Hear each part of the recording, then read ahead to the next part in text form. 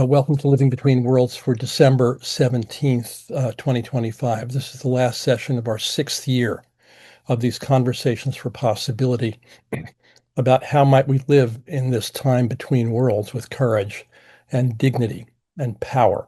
Um, uh, I'd like to do a little bit of polling this time. It's something we haven't done in a long time, but it might help us get some bearings. What we're going to do today, too many screens, my friends, hang on. So we're going to talk today about where we've been, in particular in this last year, but maybe over the longer stretch of these calls, where we are now and how these conversations have affected you and where we might go in 2026. That's sort of the general plan here. So let me ask you first, you see a QR code on the screen. If you hit that with your phone, it'll take you into the poll. And we got about 4 or 5, 6 questions queued up over the course of the next 90 minutes. 30% of you here for the first time, half of you a couple of times, a quarter of you have been here for many. And that's great. I'm going to stop that now for a moment. As I've looked across all our conversations in 2025, and this is they.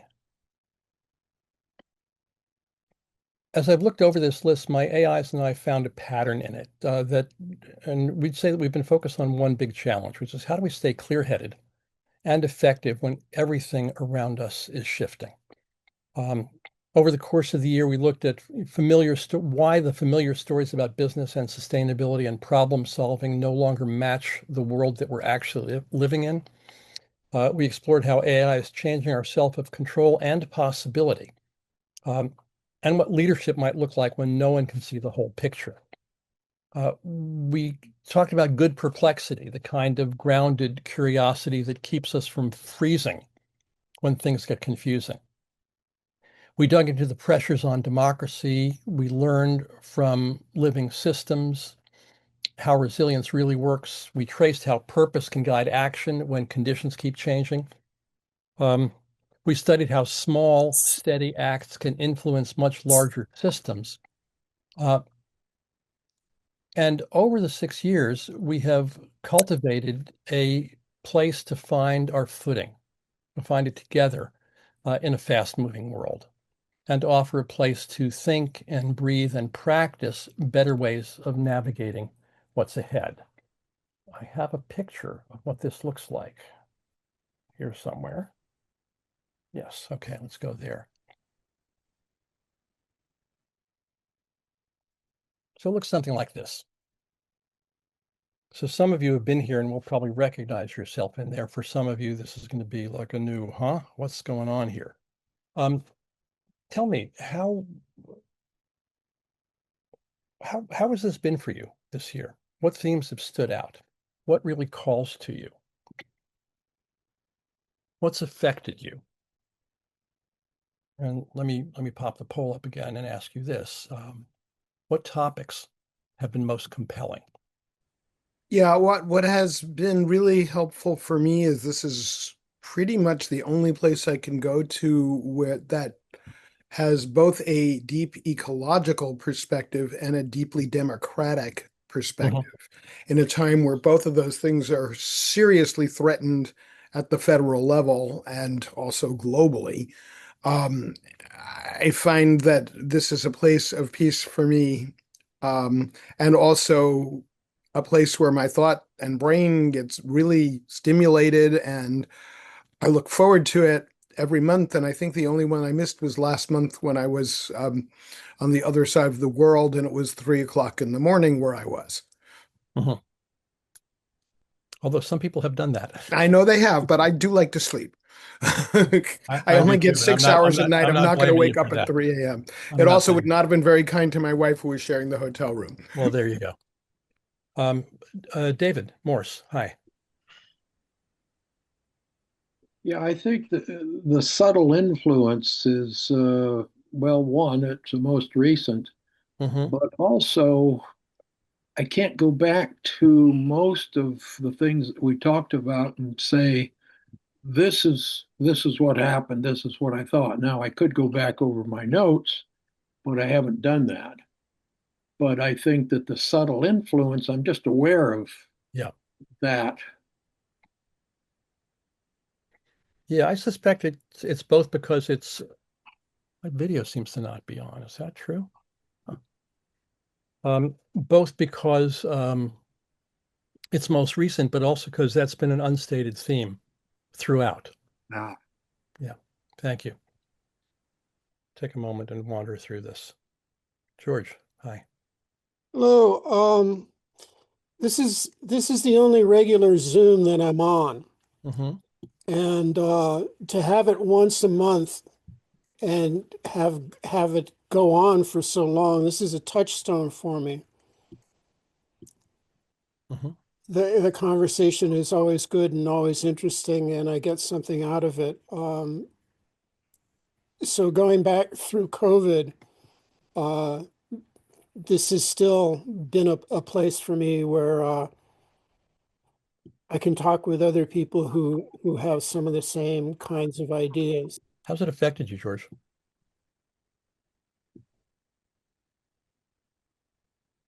Well, unlike unlike you who doesn't need any new projects, I still wish that there was something that we were doing together, uh, Mm-hmm. whether consistently or amorphously, uh, through which we could affect the wider world.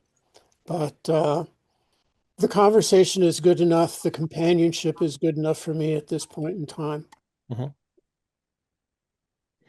Well, I would invite you and really anybody else who's so moved to propose projects or explore it together with people offline um, about just doing that because there's a remarkable community that has emerged here. Thank you for that. Monica, welcome. Hi, thank you for calling on me, and I'm very happy to be here today.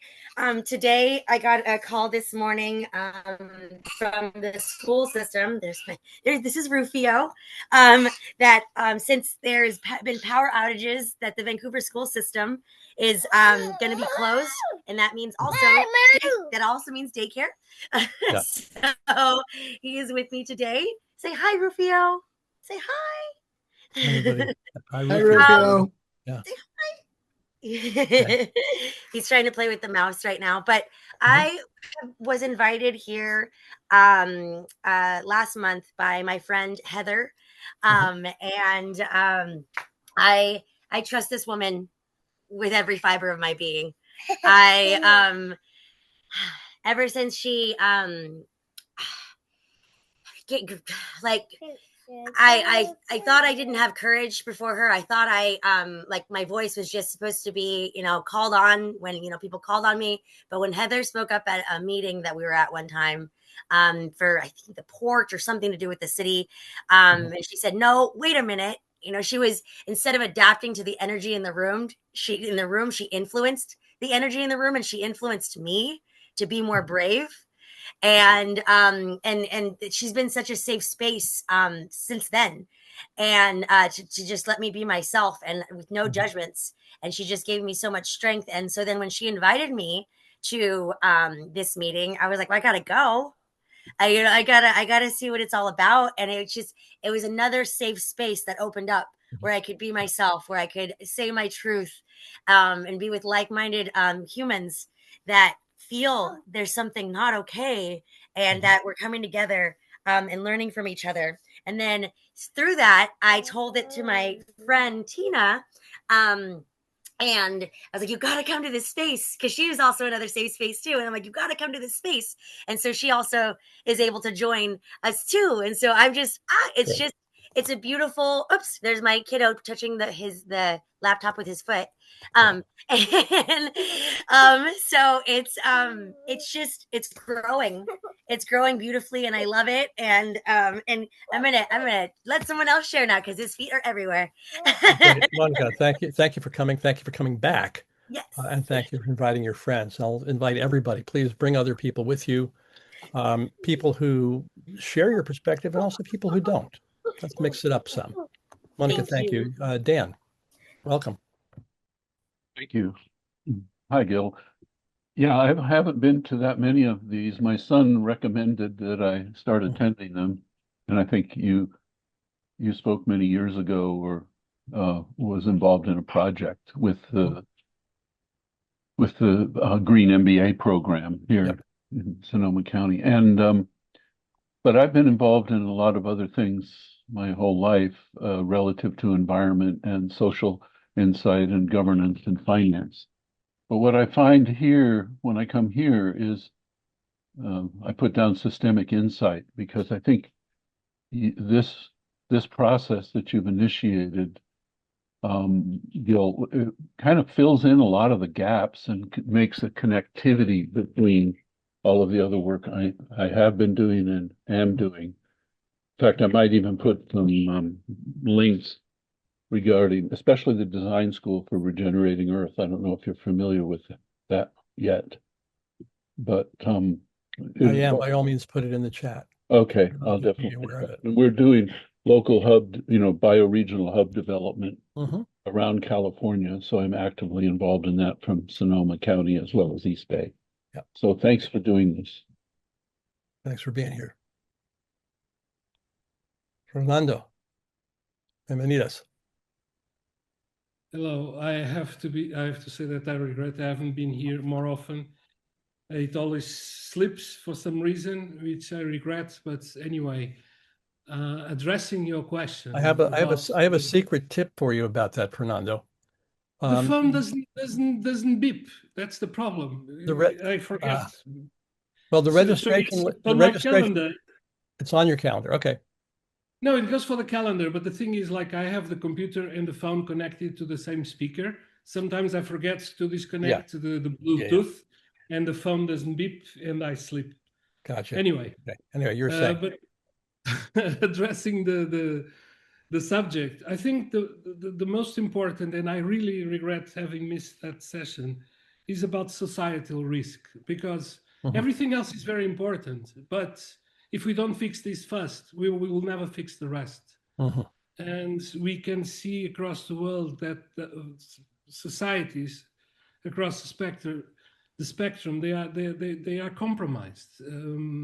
It's not an American problem. It's not an European problem. It's not an Asian problem. Maybe less in Asia, actually. But we live in a society of reaction, not reflection. And that contaminates everything else. So no matter what we discuss, that is the sound path to move on. But people are not thinking, people are not reflecting, people are reacting often to things that make no sense or are not even true. And that's something that we should analyze, why this is happening. Well, we know why, and but this needs to be tackled, and it's not in the discussion, and it has a lot to do with the way that social media is organized. Thank you for that, Fernando. That's my bit. I appreciate that. And put those thoughts into the poll if you would, so they show up on the screen. I'll share that with you all in a few minutes. Heather, welcome. Glad you're here today. So for me, I don't know how many of these I've been to. It feels like bathing in hope and joy and love to sit in on these monthly gatherings and to realize that all the people who show up in little boxes here are connected to I don't know how many other networks beyond, and that all over beautiful things are happening, and there's reason to be optimistic and not despairing. So you all give me hope, joy, and love. So thank you very much. Thank you for bringing yours. I'm really struck. I keep running into people who say, nobody's talking about X. And here we are, and lots of people I know are talking about these things. Or I run into people who say, nobody's doing anything about. But, we in our networks and our networks know thousands of people who are doing things about. And for me, what's always been part of my theory of change is making those things visible, so that if you can see something happening, you can't say it doesn't exist. If it exists, you can't say it's impossible. So shining light on the wide range of creation initiatives around the world has always been part of the game for me. So thank you for raising that. Anybody else? Any other votes on what topics were most compelling to you this year? Here's what you're saying so far. Where is this book? And the way this works is that the more votes for any words happen, the words get bigger. So the spread looks pretty even right now, which is fine, but that's sort of where we are at the moment.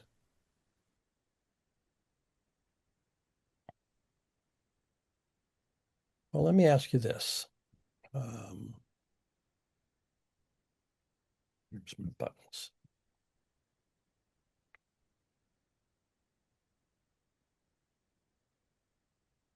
What's changed for you this year? What's changed in your mood, in your commitments, in your actions? Maybe that's connected to the conversations we've had, maybe other reasons.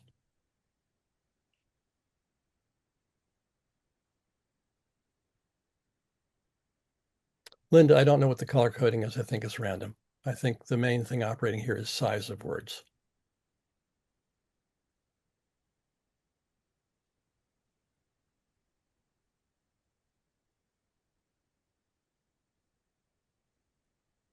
I'm guessing that you're not the same person you were in January. I don't know how you could be given the year we've gone through. So what's changed?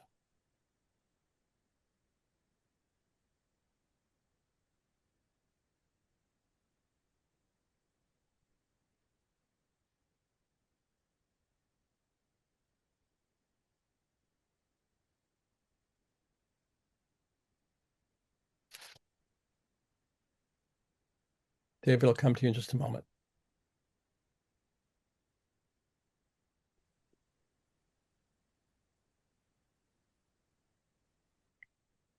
So I see many of you are typing emotions. I'd invite you to unpack that more specifically, if you care to.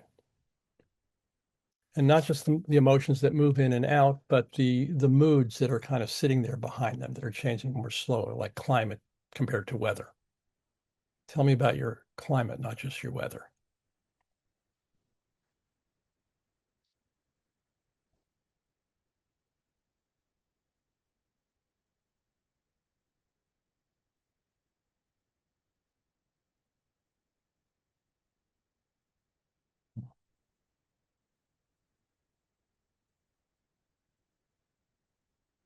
Linda, if you say, yeah, protesting in the chat, that's fine, but it doesn't affect the word cloud.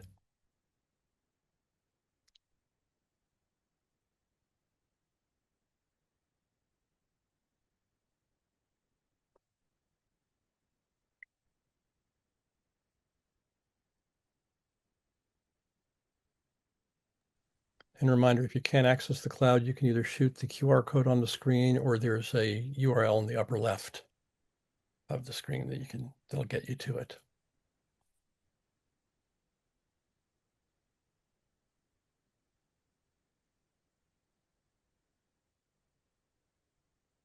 Hmm.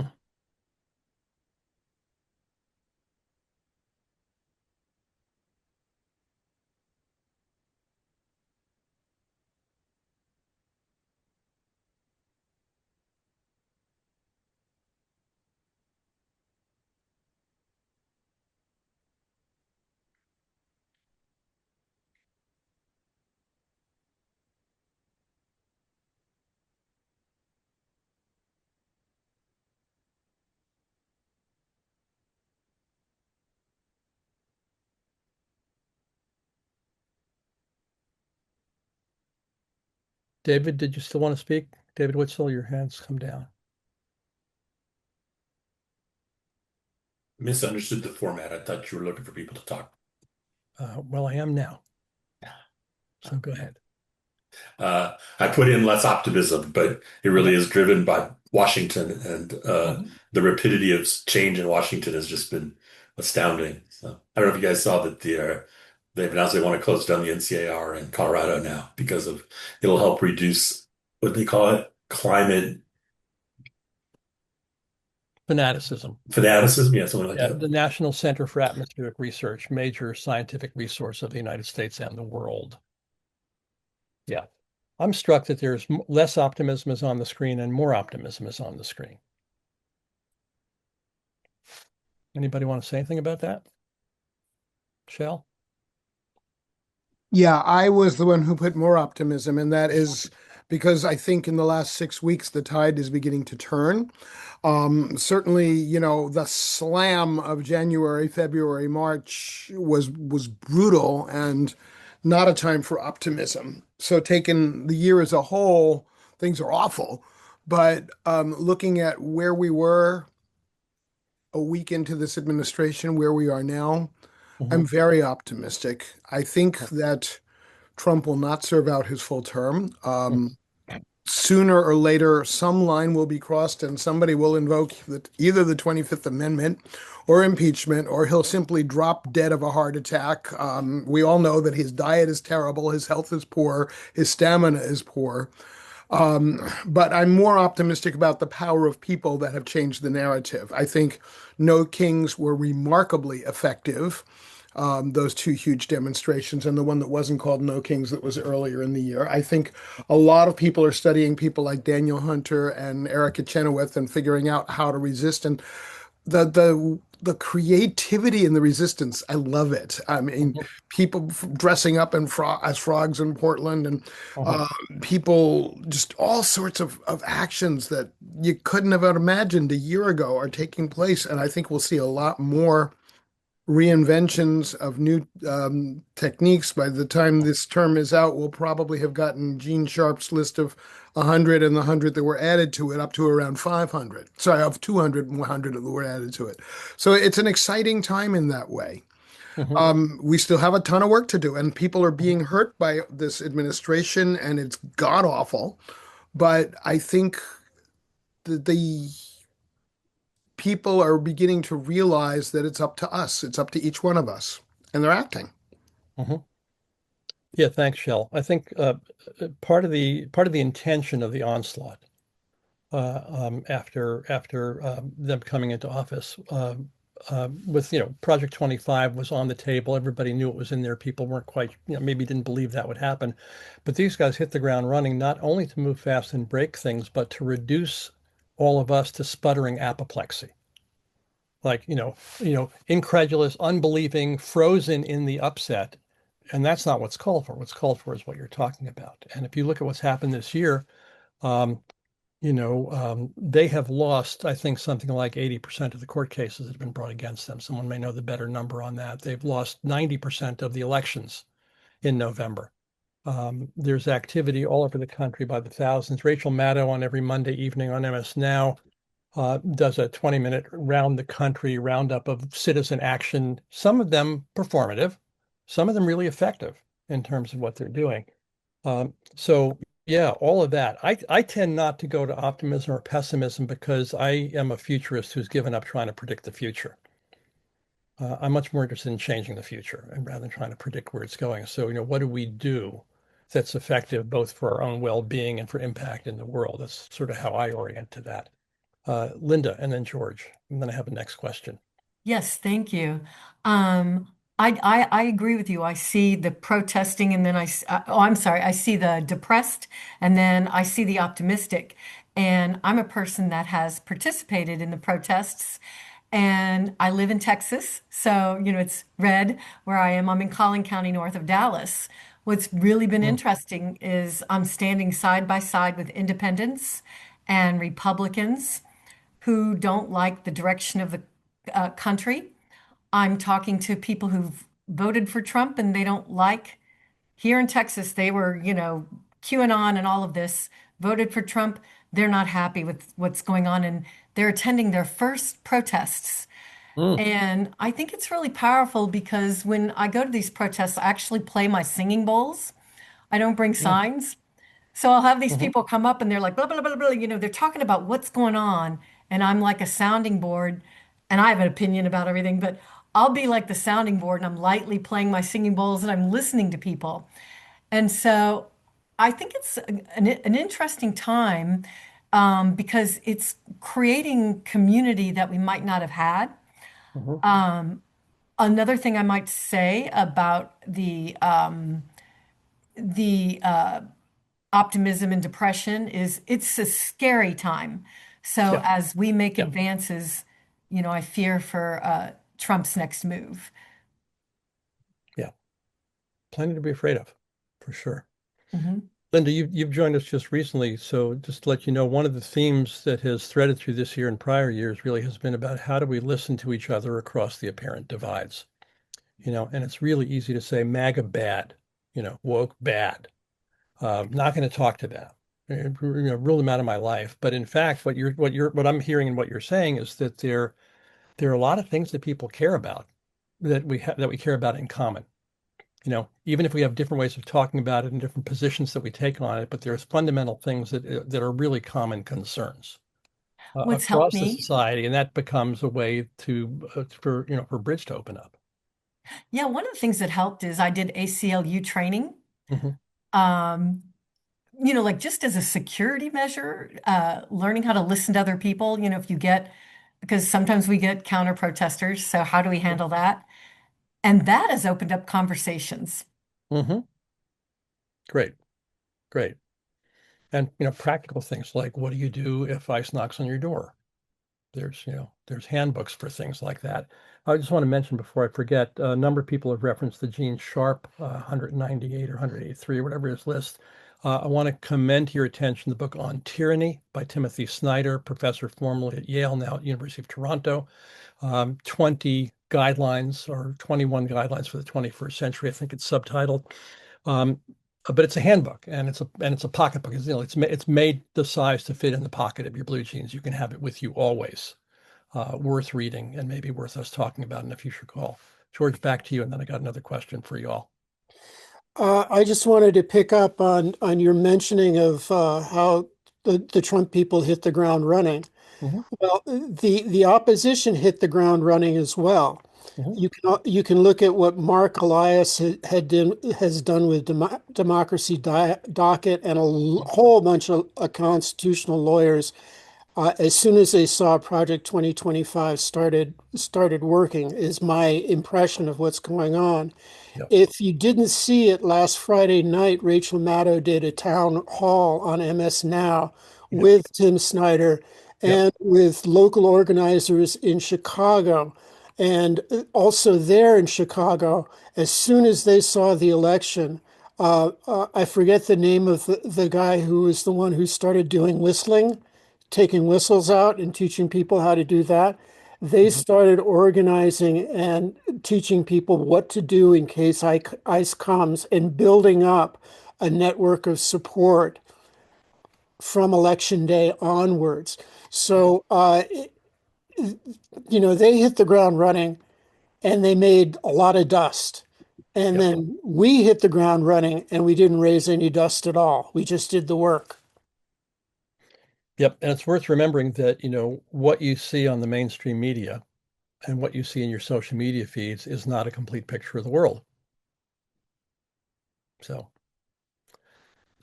before I go to the next poll question, what any impressions? What do you all see on this word cloud that speaks to you? Anything else you want to say about that? Anybody?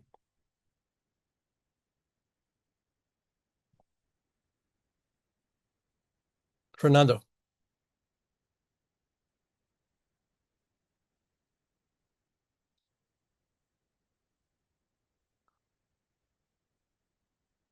Need you to open your mic, Fernando.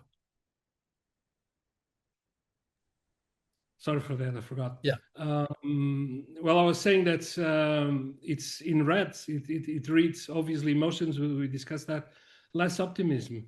And I think this is significant because, in fact, when we look around, despite of the signs that were debated now, we don't really have grounds for optimism because you look at the situation in Europe, for instance, and it's I wouldn't say chaotic, but getting there, and the relation between the United States and Europe, it's terrible, and it cannot go on like that. But if there is a silver lining here, and obviously the Trump administration has a lot of responsibility on many of the things that are happening now, is that maybe it could be used as an example. People start to understand that probably democracy in the United States needs a revision, because it's not normal that the president can do whatever he wants, because that's basically what he's doing, and he can destabilize the whole world just because he had a whim in the morning. And there is an example that it's not the most important, obviously, but I think it's symbolic, which is the wing of the White House that he just destroyed. Yeah. In Europe, that would never happen. If that happened, there will be either a revolution, the guy will be dismissed, something will happen. It just couldn't be done. Hey, in the United States, that would never happen either, except that it did. Oh, but it did. So Yeah. I think that the balance and checks in the way the American democracy is run, they should be revised, because this is an example of what, this is happening. So something is not working. So hopefully this is an example to see that the democracy must be revised. And what happens when people like him get into power? Then there's always the question, Fernando, revised by whom? So it takes political power, which takes organizing, which takes all the things we've been talking about. It takes all civic power. It's the most important power of them all. And that's why we've been talking about, everything from Gene Sharp to subtle influence. It strikes me that the American political system and the checks and balances system was designed with the presumption that people would adhere to the norms. They didn't design for somebody completely stepping out of the game. Like you have a basketball game going on, it's got rules and it's got referees, and it's not designed for somebody coming onto the field with a motorcycle. It's just not designed for that. So what do you do when somebody says, I'm going to play a really different game here than you're all playing? So that's part of the mess that we're in. Anyhow, thank you for your comments. I'd like to hear from some of you about what may have changed from you in terms of your commitments in the world or what you're doing in the world. Again, not just because of these calls, but in the course of this year. What, if anything, has shifted for you in terms of commitments and actions?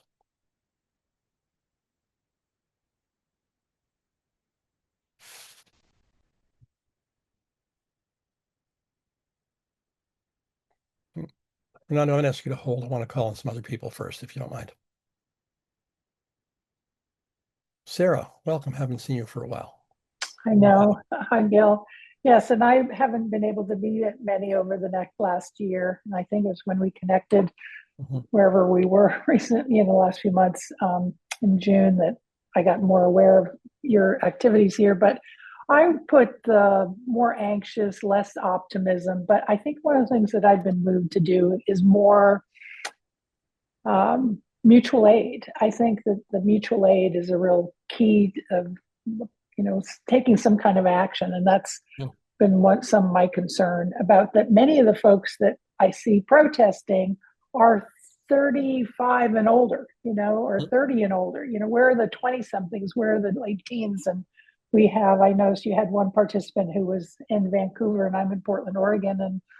And I was happy to hear some of the high schoolers protesting against ICE in some of our local times. But I think that's, for me, one of the things that's going to be really impactful is to get more active locally with my community. Unfortunately, I'm gone a lot of times. My daughter and family are in Vermont right now, so I've been gone a lot. But mutual aid, I think, is something that's going to give me more hope, just helping people. So. Thank you. Heather, and then Peter, and then Betsy. I would say the same thing, that because of some health circumstances, my whole life had to change because I couldn't see well enough to drive. So my whole world changed. But mutual aid is where I actually could still work because people would come pick me up and take me places. We started a Victory Food Garden project that Monica has been managing to provide fresh vegetables for homeless people. And so, yeah, mutual aid. Also, I'm more relaxed about the future because if it's true, if the Hopi prophecy is true, then everything we're experiencing right now was prophesized like 1,000 or so years ago. I just know enough to be dangerous about all this indigenous prophecy stuff.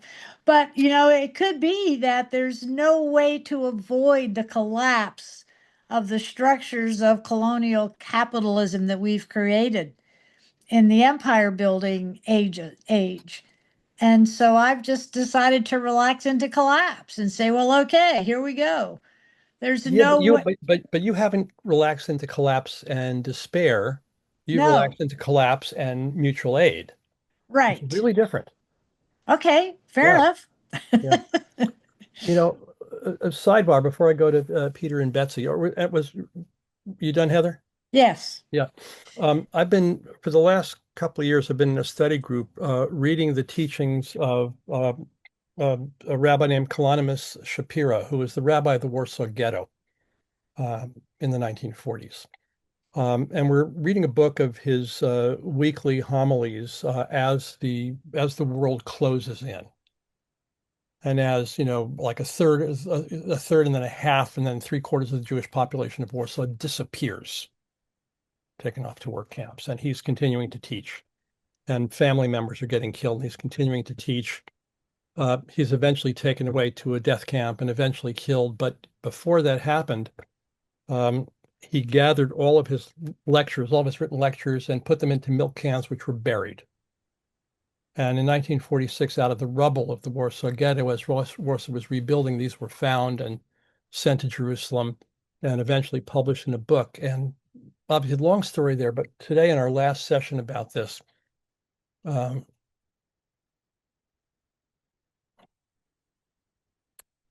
I can't do the whole story, but the story comes to a point where somebody says, what's the greatest thing that he taught? And he said he taught children, worked with children. He said, remember, the greatest thing in the world is to do somebody else a kindness. And one of his students is rescued from a death camp and is talking about even there, the greatest thing to do, even in the midst of a concentration camp. There's infinite opportunities to be kind to somebody else. And that resonated as a central teaching of this wise man who had been through things unimaginably worse than what we're going through now, although not impossible. Peter, and then Betsy. Hello, Gil. Some of the things that you and I have both been involved in a little bit is really getting established on a couple of university campuses. We've been working at Southern Illinois University, Edwardsville, and next year at Carbondale to bring Bucky Fuller's sustainability work into the university as a curriculum, essentially asking the question, how do you provide a sustainable world for everybody in a quick fashion? That's the essence of the curriculum, and that's where Bucky wanted it. It was on the university campus within all the different departments. And so we've really activated that on the Edwardsville campus with that Fuller Dome event that we did. And there's now a really engaged, activated community there. And Bucky spent a lot of time at Carbondale, and we're going to be doing that activation over the April Earth Day 5 days that will be there next year. And if we create a good enough model, that's our goal, is to create a model for what that would look like as a curriculum on campuses. We'd like to see others do the same. Great. Peter, could you put some links in the chat about how people can access that? Sure. The April events and so forth? That would be great. Sure. Thank you. Hi, Betsy. Hi, Gil. Hi, everybody. Pardon my hoarse voice and my weird glasses. I just had cataract surgery. This is my first time joining in a long time, right, Gil? I think the last time it was when we still lived in Austin. Happy to be back in the Bay Area. I've written this down almost every month in my, calendar, just, busy, but I am feeling so overwhelmed with such a mix of emotions that I said, I remember this group. They really made sense. So I'm really happy to be back and hope to continue to come. I had a big shift last year, which maybe some of you can relate to. For those who don't know, 20 seconds, background is CBS Radio, left because I couldn't get environmental news on, have been a self-funded content creator on All Shades of Green. I interviewed the solutionaries like many of you in this room, and that's where I get my my grounding and my inspiration and my information. So been doing it on platforms in a small way. Decided, I turned 70 in August. 5,000 interviews, that's enough. I'm going to just write my book about how my former broadcast news industry completely dropped the ball, media malpractice, uncovering climate. And four things happened. One, became a grandmother to two adorable 2-year-old. Two, and I started this when my daughter was 2. She'll be 2. She is 2. And then Trump 2.0. And then we were lucky enough to go to Antarctica and seeing the glaciers melting in front of me, gorgeous as it was, haunting as it was. I started having just, a lot of cognitive dissonance. And then January, when the fires hit, and then he was inaugurated, I was a basket case. I was on my kitchen floor, about 10 feet away. I couldn't get up. I was just like, this is too fucking crazy. And I decided to do a YouTube channel, Code Green, for the conversations for the future we want and our kids deserve. So I'm back at it. If any of you want to pitch me, I'm just looking for leaders in their area of expertise and activism. And I think what you said earlier today, Gil, that it's about showing what's working. That's exactly why I started doing this 28 years ago. Amplify and scale what's working, because there's so many solutions and solutionaries out there, but we have to support independent content creators because corporate media is not covering these issues. Government's not saving us. They're taking us the wrong direction fast. And people need to know the truth. And I tell the truth, connect dots most don't see, focus on solutions. So I just want to put out a call if anybody agrees that if we don't bring the public along, we're never going to make it. To me, it's sort of obvious, and that's what's fueled me, my passion. But yeah, everybody invests in tech. What about media that informs, inspires? Okay, enough. But that I really went from I'm not going to do it anymore. I'm doing it. One more thing, Betsy. Yep. Links in the chat, please. Oh, thank you. Link to your YouTube channel and link to how people can pitch you. Thank you. God bless you. And very timely, since your old stomping grounds at CBS is very much in the news right now. Oh my God, don't even get me started. I won't even get you started. Okay. It's too much. It's too much. It's just enough. Here we are. Let me bring us to another question.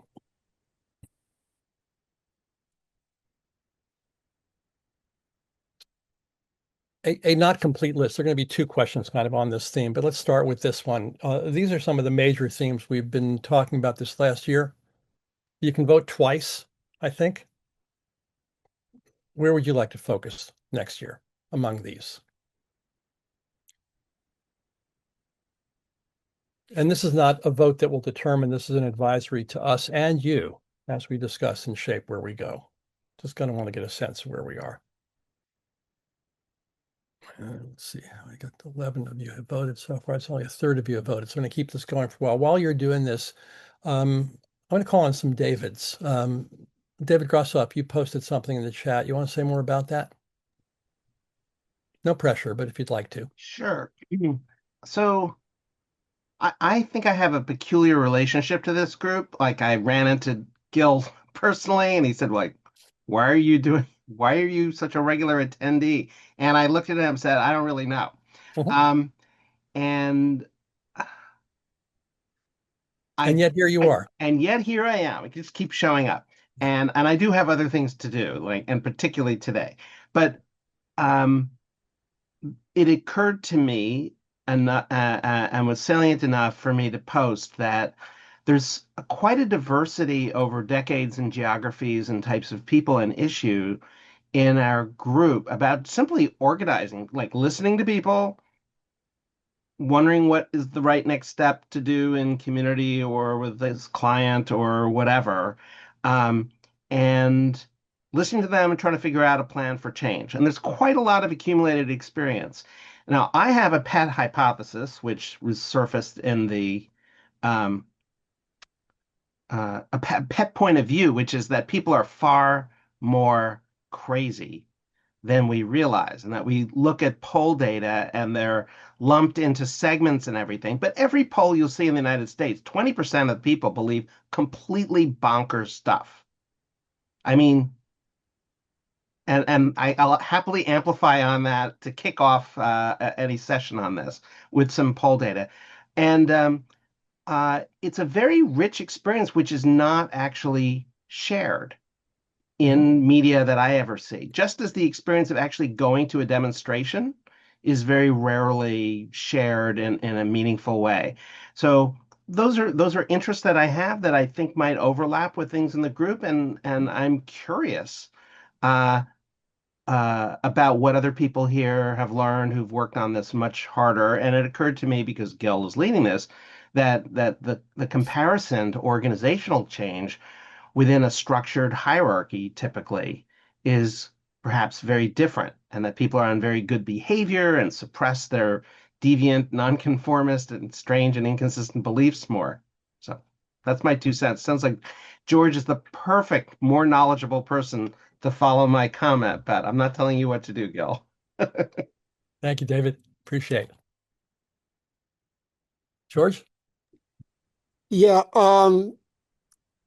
just to follow up on that, I get a certain amount of pleasure and fear out of a little note that we don't think of often enough. At least a third of the people in the United States and probably around the world are not interested in politics and don't follow the news. Mm-hmm. Right? So those of us who are engaged in politics,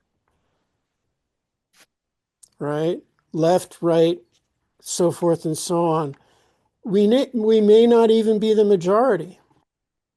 So there's a whole bunch of other stuff going on, some of which is crazy. And I think that, for me, I saw my first murder on television when I was 13 years old, right? Jack Ruby. Mm-hmm. Right. And we've never dealt with that. And we haven't dealt with any of the other formative experiences that give us this PTSD, this craziness that we have since then. And that's over 60 years. But George, this is we're in the world we're in. Yeah, definitely. And 20%, don't care about politics, and 50% don't vote, and half of everybody is below average, kind of by definition. Yep. And maybe it's fine that a lot of people don't vote, because then those of us who do sway more. But we can. I somewhere along the way over the past 76 years, I learned to not complain about how the world is, because it's what it is. This is the hand we've been dealt. How do we play the hand? That's Right. much more interesting to me. Well, I don't want you to read what I said as a complaint. Okay. It's just, this is what it is. This is part of the cards that we can see on the table. There are a lot of people who are turned off by politics and turned off by society, and we have to recognize that. Yeah. Yeah. This is an unusual group of people here. This is not representative of the United States in this moment. But here we are. Okay, let's go to one more question. Actually, there's a dozen of, like a third of you have not responded to this one yet. Last chance. Let me give you a couple more seconds to do that if you want to weigh in here. We have 36 people in the room and 24 have voted, which is better than the US average. You probably need to allow mail-in. Yeah, but it had to be postmarked by yesterday. Okay. Let's go to another word cloud. Topics you'd like us to explore, and or particular conversation partners you'd like us to invite. We've obviously, those of you who've been here many times know that we often have a conversation starter as a guest and a focus point. Not always, but we sometimes do that. So please, use the QR code or the link in the upper left and offer your suggestions here. And while that's happening, Maria, welcome. Maria Bang. Yeah. Hey, thank you. If I dare to try to express what I'm thinking, but um, having worked for a very long time in the field of environment and democracy in Sweden in the UN system, but what I think is urgent is to get sight of how we understand ourselves, each other, and the world. And because, when we think we know how the world works, we cannot meet the world anew. Mm. And, and there's also this old quote that it wasn't Einstein, but probably an iteration from something he said that we cannot solve our problems with the same thinking we had when we created them. And yet we go like, and this makes sense. And then we keep running and haven't changed a thing about how we think and how we understand ourselves or the world. And I think we really need to change how we see the world.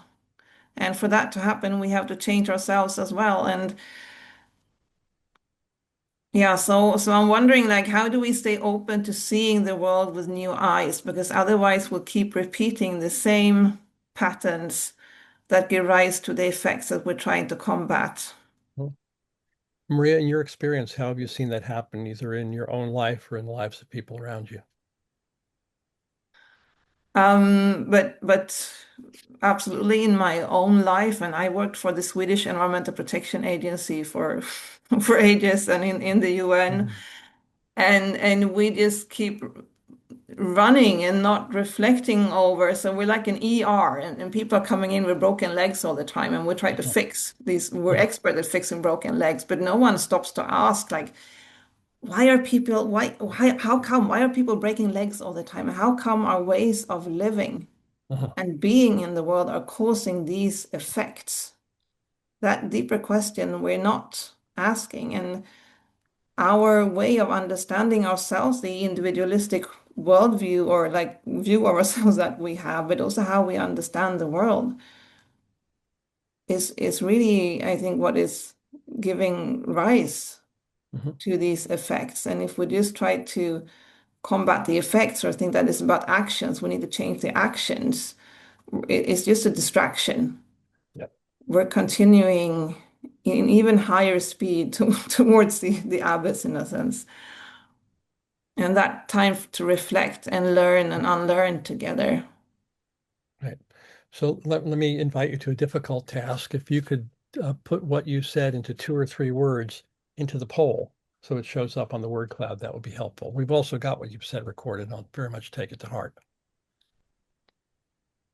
I'll try. Who else? Dave Witzel, you had your hand up a long time ago. Can I come back to you? Well, we talked about it really though. It was my depression of 2025. Yeah. Yeah, the topics and stuff. I mean, I kind of feel like my thinking has been moving over the last year or two, which is kind of gratifying given that I'm still old. Um, but I'd love kind of an increasing focus on bioregionalism and kind of place-based coordination. And I'm interested maybe in pursuing some of like Lynn's comments about regeneration and board, whether maybe Lynn would be a good person to have join and talk to. I know she's doing this great video series on LinkedIn that I'm finding really stimulating. So I know a couple of ideas to throw out there. You're talking about Lynn McDonald, you're talking about? Yeah. Yeah, okay. So David, put these ideas into the map, please. Thank you.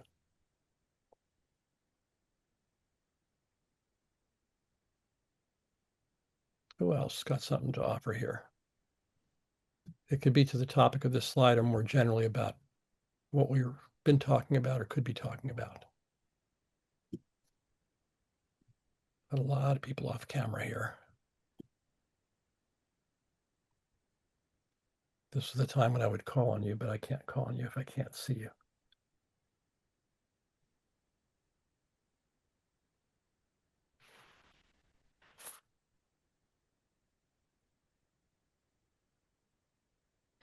If I call on you, you can pass. But Mike Dupuy, I'm going to call on you. What's on your mind, man? I'm not sure. Okay. This is, I think can you hear me? Yes. Yes. I think I attended one of these earlier in the year and had to jump like 30 minutes in. So I am not as well grounded in these. And I guess I'm really focused on myself right now, for reasons that you understand, Gil, based on conversations we've had. Yeah. So that's kind of where I'm at, is um, trying to step into my own shoes, understand what's important to me, where I can contribute and find a way to make that real in the world versus serving someone else's agenda or just sort of showing up as a hired gun. And so I'm still working through all that. And so when I think in one of the first ones, I was focused on things that were around agency and personal leadership and things like that. So that's, I guess that's where I'm at. And I'll just say, this truly isn't judgment. I'm surprised. I was surprised by how much time we've spent talking about, like, a lot of this call has sounded like a political organizing call, and I get why. It just, that surprised me. And I'm processing that in real time. So I don't know that any of that is very helpful, but that's where my head's at. Yeah, thank you. No, it is helpful, and thank you for that. And if you look back at the map, in fact, I can't show at the same time. Political agency has been one of the themes for sure that we've talked about this year, but far from the only one.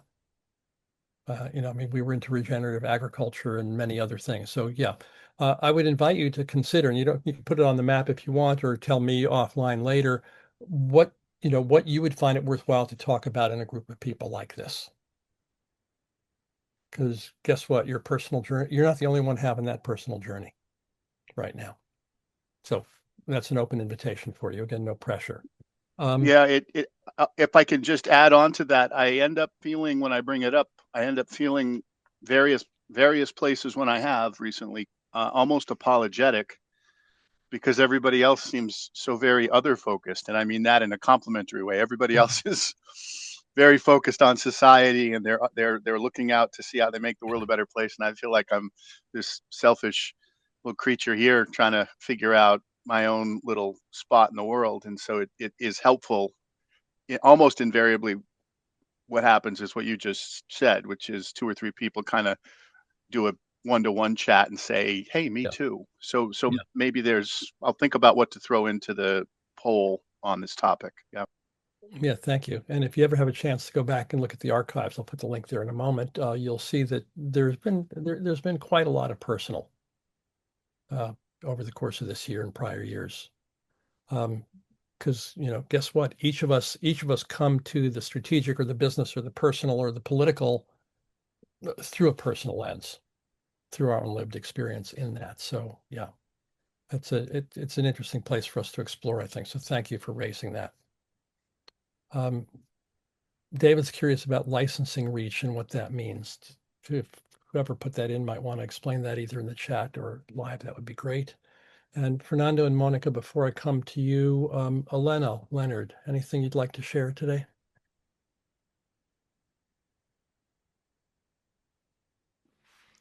Well, the most powerful thing I've done recently is I attended the film Nuremberg, which is extremely well done.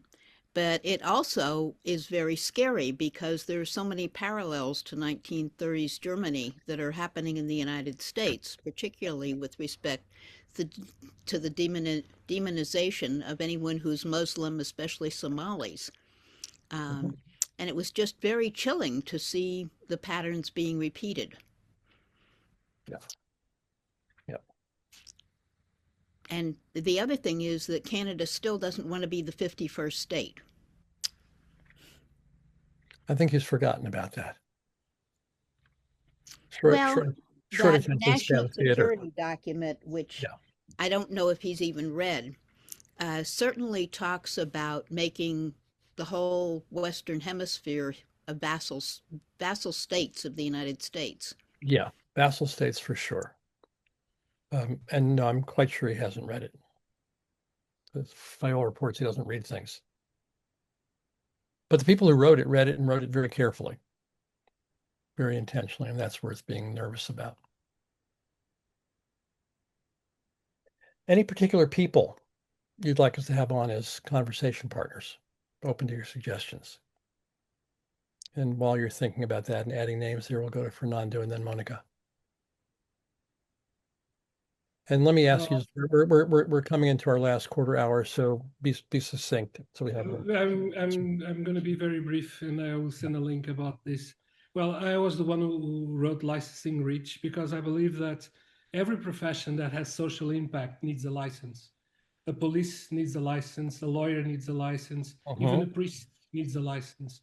But to have reach on social media, there is no license, no accountability. And I believe that we should start thinking about that because everybody, it's not about censorship, it's about reach, because the algorithm permeates scandal, disruption, not real content. And I think people cannot just have reach without having accountability. So in a nutshell, this is it. Okay. And I'll put a link to something I did about that. Great. Thank you. Monica. Hi. Yes, I had my camera off because I'm juggling. It's actually on, so we see your pal behind you. It's okay. Yeah, I had it off because pal behind me was all everywhere, but now it's on and you can see what's going on. So I wanted to share something that popped in my head when the one was talking before, and you said like, can you like make that into like 3 words or something. There's this episode, a podcast called The Great Simplification. And one of the podcast episodes is reimagining ourselves at the end of the world with Samantha Sweetwater. And in it, Nate asks her, how can we shift, perspectives? And her response was like, rather than using the word shift, she prefers to use the word yeast, instead suggesting the idea of nurturing and allowing growth rather than just shifting. So I just wanted to say that very succinctly. Okay. Thank you. Great. So I see just 3 people named on here, one of whom I'm pretty sure we're not going to be able to get hold of, but who else would you like to be in conversation with? Who else really affected you, provoked you, shaken you, inspired you?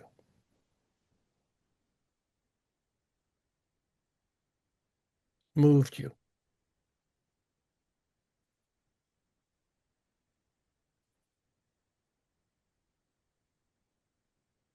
Who'd you just like to have a beer with or a walk? While you're thinking, Robert Gerling, welcome. Anna. Good to see you, Gil. Hi, Robert. So I put in something which maybe is worth looking at, and that was the Yes campaign in Chile, which was what led to the end of the dictatorship of Pinochet, and it was a grassroots movement, and certainly a lot of inspiring things came out of that might be relevant here. Okay, I don't see it on the screen, so please stick it on there if you would. I put it in the poll. I think you put it in the chat, but I'd love to have it in the poll No, also. I put it in the poll. Oh, you did? I think I did. Well, I don't know. I tried to. Okay. And Gene, same for you, and David Grossoff. Yeah, put names on the screen so other people can see them there. Alistair, hi. Yes, I put in Jim Roth. Turn your volume up, please. Can you hear me? No. Is this better? Yes, now we got you. Thank you. Okay, yeah. Yeah, so I put in Jim Roth. The important thing about him is that I agree with him on most things, not on everything. And he's a technical person, a business person as well. he's interested very much in consciousness. Mhm. And yeah, so yeah, so people like that, that's not just people who I already agree with on just about everything who's gonna, Mhm. Okay. uh, you know, So do you want to talk to more people that you agree with or more people that you disagree with? What would you like? What would you prefer? uh, I guess I need to reach out more to people who I people who I respect and disagree with on some important things. Yeah. For me, I'm finding great value Hmm. in conversations where one or the other person says, I've never thought of it that way before. Mm-hmm. For me, that's a jewel in a conversation. And sometimes, I mean, I love it when I say something and they say that. It's always been one of my metrics with my clients in my strategy work, because that's like, that for me is a marker of a milestone. But I'm discovering that it works both ways too. And somebody says something that I did not expect, that I did not think, that I did not believe in, that I didn't have the story that they have, and I find myself open to it. It's a remarkable and rich moment out of which something new can happen. So that's why I keep asking that kind of question. I don't know why some people are saying you're putting names in that are not showing up. I'm not sure why that's happening. I think they're starting to show up. Maybe there's a delay. Don't know. But thank you for doing that. Yeah. Okay. Thank you. Actually, we got somebody on the call who is slated for an episode next year, and Peter Yalkovsky. I wonder if you want to say anything at this point.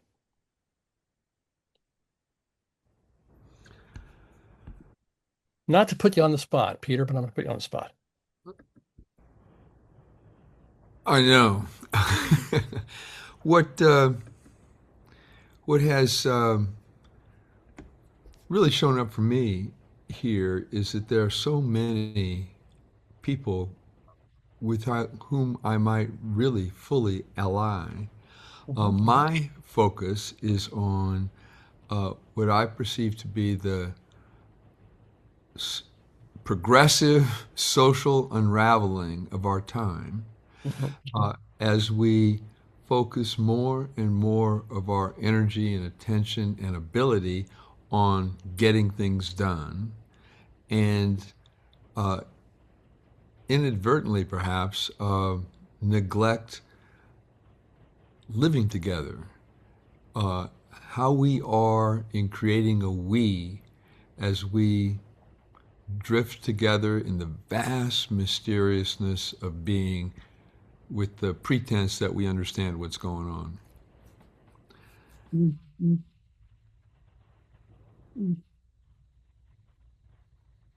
Thank you, Peter. Speaks to what I think Maria was saying earlier.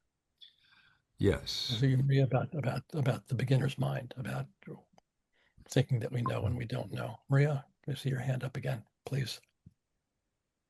Yeah, I think when I've been kind of peeling in this that Peter also spoke to, I think how we understand each other and how we think that we work and you work and the world works. There's a need to revisit that kind of idea of how we work in that individualistic worldview that I think that I have. I know what I'm thinking. How much I actually have my sort of independence from others in ways of thinking or being or acting or understanding the world when we are actually constantly in every moment sort of emerging out of our meeting. We're like layers of what's happened in the past and like what is allowed. How can I be when I'm with you? And who can you be when you're with me? What Nora Bateson speaks about, but that really opens up to me to understand that we are actually constantly emerging and the world is also emerging and unfolding between us. And I think we really need to better understand how we shape each other or form each other, influence each other. It's like we're growing in each other we are each other's soil, and we're locking each other in into growing in a certain way, but we can also actually set each other free to be in a different way if we would understand each other and ourselves differently. And that would also allow the world to be formed or to grow into something different than what we have today. Beautifully said. Thank you. Jeff, hi. Hi, Gil. What Maria had previously said, and then what she just kind of reflecting what she was just saying just now as well, and what Peter Yalkovsky was just saying just now. Some time ago, I watched the movie by Andrei Tarkovsky called Andrei Rublev. I'd seen it many years ago, and I watched it again, and it's attempting to give an impression of the medieval world, Russian Orthodox world, where Andrei Rublev was, was painting icons for the church. And I thought about how, that medieval world that existed prior to what we call the Renaissance and so forth, there's no way I would be able to understand or experiencing it. And I thought about, well, what is my world? See, we grow up right within the framework or the paradigm of the culture that we're raised in, and we just sort of adopt, mostly just natural to adopt that paradigm that we grow up in. And today, what is the paradigm? And I've been thinking about that, and I think about the history. I was born in the United States. I'm an American, and I think about how I was raised up in this river of the American tradition, that we capsulize in things like the Protestant ethic, and then later, after World War II, like becoming a Dale Carnegie person, or think positive and be better and all these kinds of things. But most powerfully, in terms of Western civilization, I think about how we're products of the industrial age. What does that mean to me? Likely, somehow we think of things in terms of process. We think in terms of mass production. We think in terms of being cogs in some kind of process. We identify with having specialized tasks, specialized skills, specialized distinctions about everything. And that's in a way, the flow of that river that somehow has to be, I wonder how it can be interrupted. The whole capitalism flow of Wall Street and industrialization and mechanization, and how that influences us as people, and now going into robotics and AI and all this. What is the being that's being formed by the culture, and how to somehow have the ability to, what, like Maria, I was saying to you, we treat broken legs, but we don't look at the source of those broken legs. Where is those broken legs? What's happening that there's so many broken legs? And I just think we need to try and have some kind of a better realization, observing ourselves and all that, in all this mess that we're in. Yeah. So thank you for that, Chef. That's really resonating for me, of, how we interrupt the river when it's a torrent. The broken leg metaphor, sometimes the broken leg is better procedures in the hospital. Sometimes it's getting a traffic light on the corner near the school. Peter. Thank you, Jeff. To underline what Maria and Jeff just said, but also phrase it as perhaps we can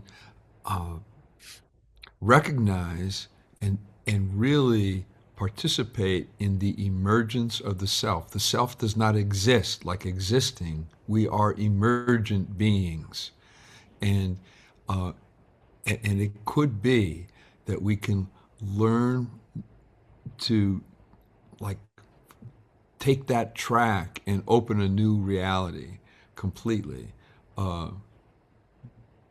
in recognizing that we are emergent and that the world follows our emergence.